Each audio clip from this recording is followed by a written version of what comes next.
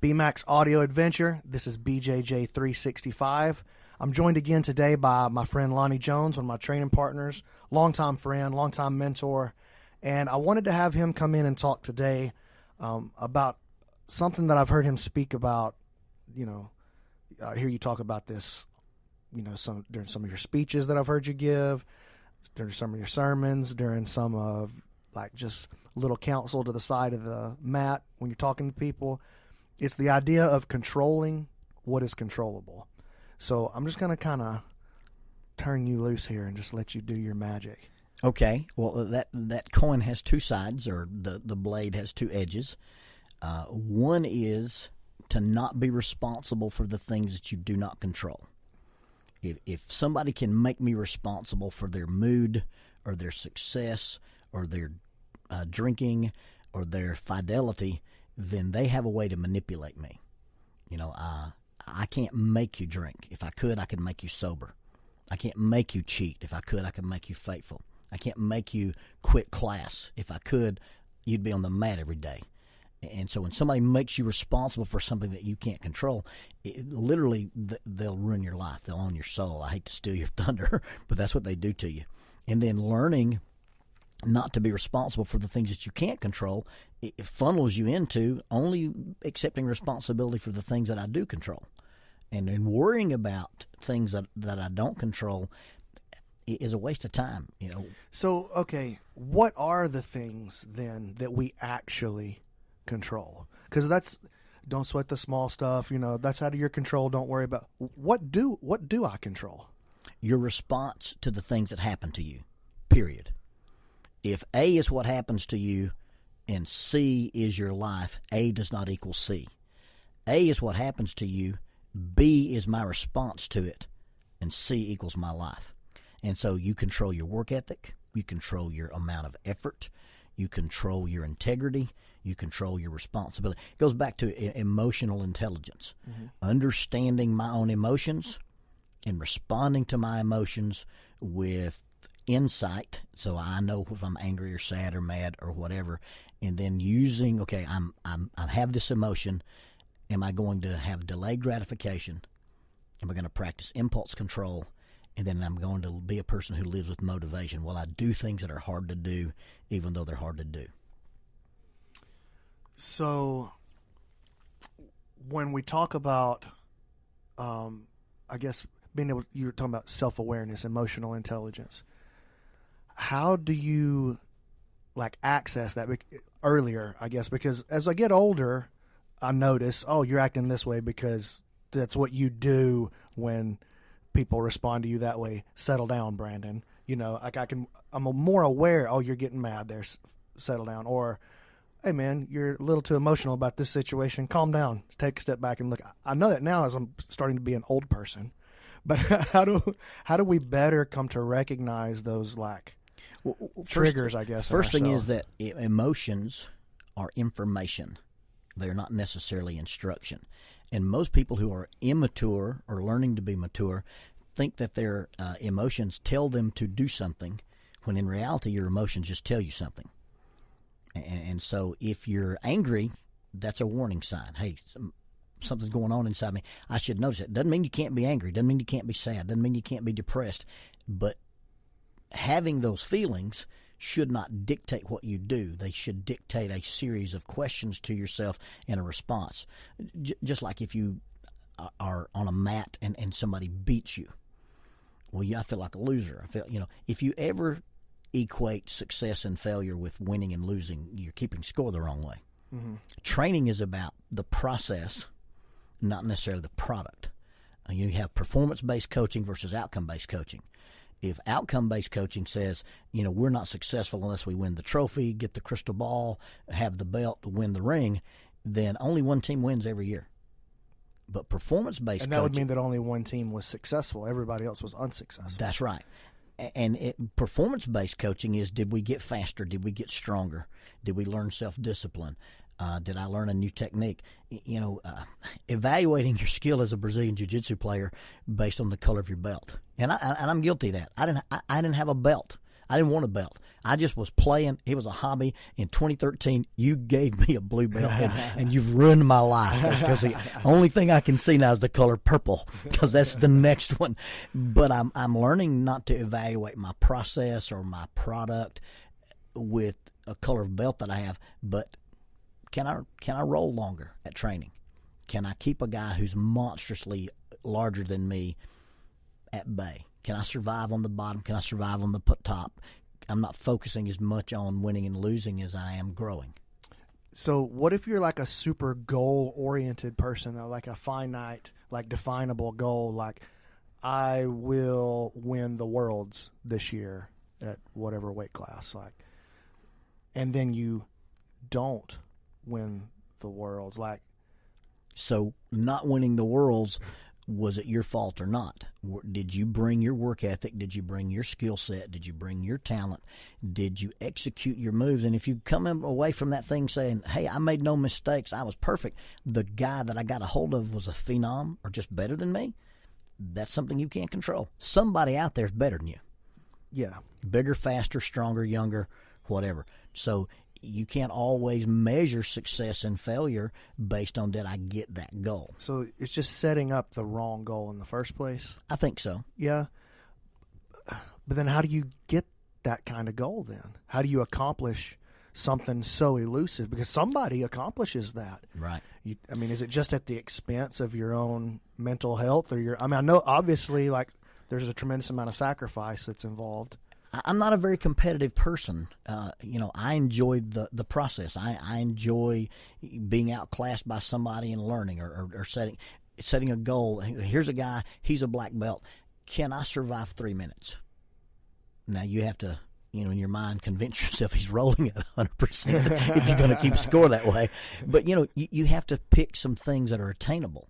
And if you do the process and the performance-based coaching, and you have a good work ethic, then I think sometimes those titles come as byproducts. But you got to treat them as byproducts, not the end product. And I get that.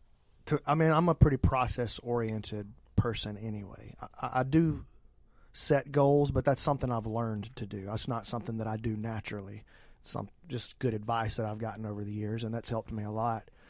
But I still focus more on the process, generally speaking. But early on, we talk about position before submission. Yes. And I know, Einstein kind of poo-pooed that one time, but we said the same thing. We just said it different ways.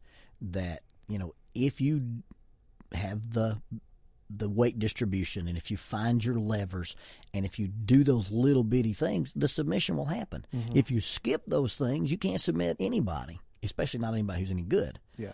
And so that's the position before the submission is the same thing as you have to do the process before you get the product. Yeah.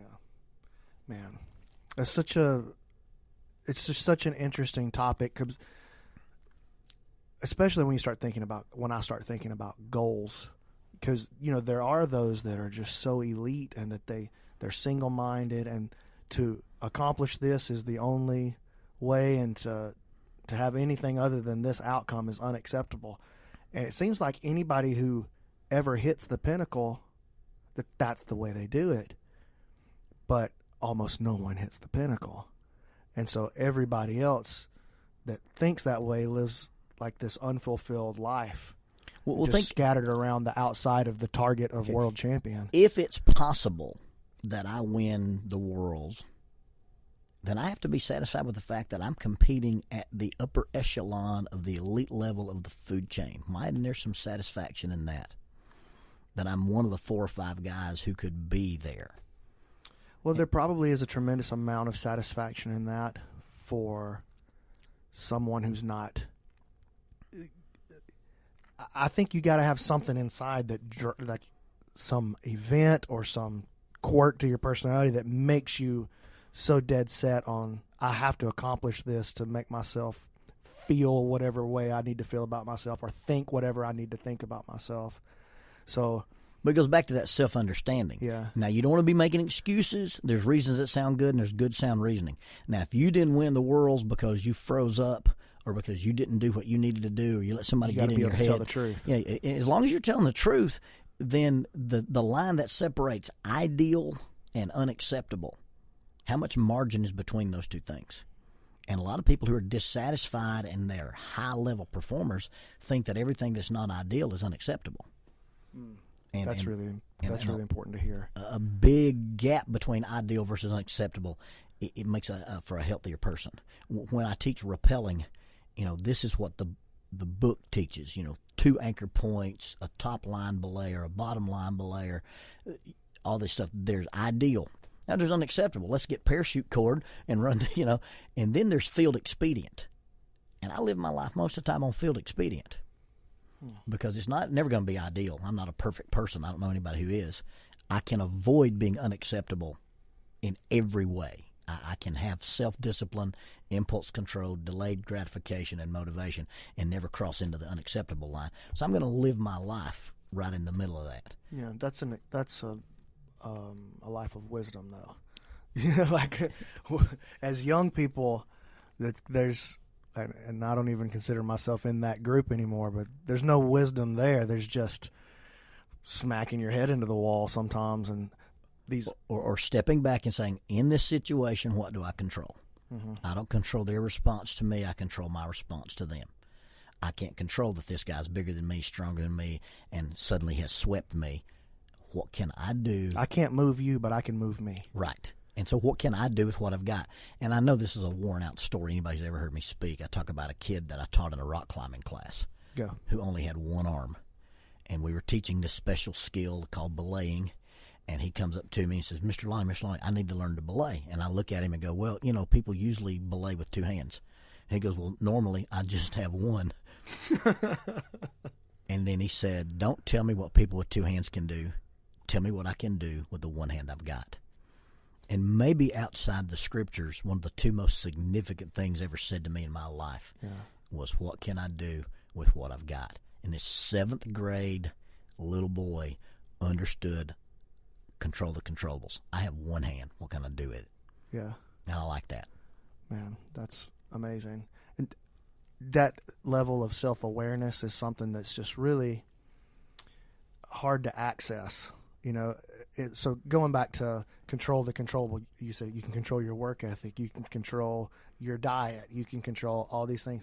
So something like work ethic or how hard you're willing to push yourself.